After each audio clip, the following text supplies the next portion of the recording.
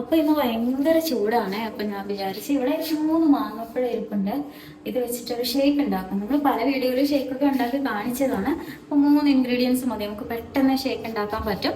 അപ്പൊ കട്ട പാലൊന്നും വേണമെന്നില്ല. ഇപ്പൊ ഇത് നമ്മള് കുറച്ച് അധികം കട്ടയൊന്നും ആയിട്ടില്ല കേട്ടോ. അപ്പം അധികം കട്ട വേണ്ട, ഒന്നാമത് ജലദോഷമൊക്കെ പിടിക്കൂലേ, കാലാവസ്ഥയൊക്കെ ചേഞ്ച് ആയതുകൊണ്ട്. പിന്നെ പഞ്ചസാര എടുത്ത് വെച്ചിട്ടുണ്ട് കേട്ടോ. അപ്പൊ ഈ പെട്ടെന്ന് നമുക്ക് ഈ മാങ്ങ ഒന്ന് ചെത്തിയെടുക്കാം, നല്ല അടിപൊളി മാങ്ങ ഷേക്ക് ഉണ്ടാക്കുകയും ചെയ്യാം. ഞാൻ ഇനി തവലൊന്ന് വേഗം ചെത്തി എടുക്കട്ടെ. നല്ലോണം പഴുത്ത മാങ്ങ കേട്ടോ. മേടിച്ചിട്ട് ഞാൻ 2 ദിവസം കഴിഞ്ഞിട്ടാണ് എടുക്കുന്നത്. അപ്പൊ നല്ലോണം ഒന്ന് പഴുത്തിട്ടുമുണ്ട്. അപ്പം ഇതിന്റെ തോലങ്ങ് ചെത്തി എടുക്കാം. ഇതാണ് ഷേക്കിന് പറ്റിയ മാങ്ങ കേട്ടോ. ഇതിന്റെ പേര് ഇവിടെ സിന്ദൂരം എന്നൊക്കെയാ പറയുന്നത്. വേറെ പേര് നമ്മൾ കൊണ്ടുവന്ന് വാങ്ങിയല്ലേ? അല്ല, ഇത് ഞാൻ ഇന്നലെ സ്റ്റാറിൽ പോയപ്പോ മിനിങ്ങാനും പോയപ്പോ മേടിച്ചതാ. മേടിച്ചപ്പോ ഇച്ചിരി പച്ചയായിരുന്നു കേട്ടോ, ഇത്രയും കളറൊന്നും ഇല്ലായിരുന്നു. നമ്മൾ മേടിച്ച് വെക്കുമ്പോഴാണ് ഇത് പഴുത്ത് കിട്ടുന്നത്. അല്ല, ചിലപ്പോ ഇത് റെഡ് കളറും ആയിരിക്കും കേട്ടോ. നമ്മൾ പോയ വഴിക്കൊക്കെ കുറെ മാങ്ങകളുടെ വീഡിയോ ഞാൻ എടുത്തിട്ടുണ്ടായിരുന്നു.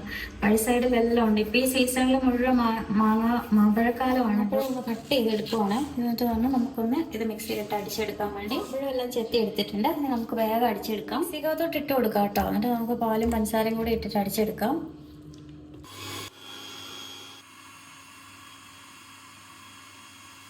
ഷേക്കെല്ലാം റെഡിയായ നമുക്കിനി ഗ്ലാസ്സിലോട്ട് ഒഴിക്കാവേ. എന്നിട്ട് വേഗം കുടിക്കാം. അത്യാവശ്യം തണുപ്പുള്ളൂ, വലിയ തണുപ്പൊന്നുമില്ല. 2 ഗ്ലാസ് ഉണ്ടെന്ന് തോന്നുന്നു. വലിയൊരു ഗ്ലാസ് കേട്ടോ.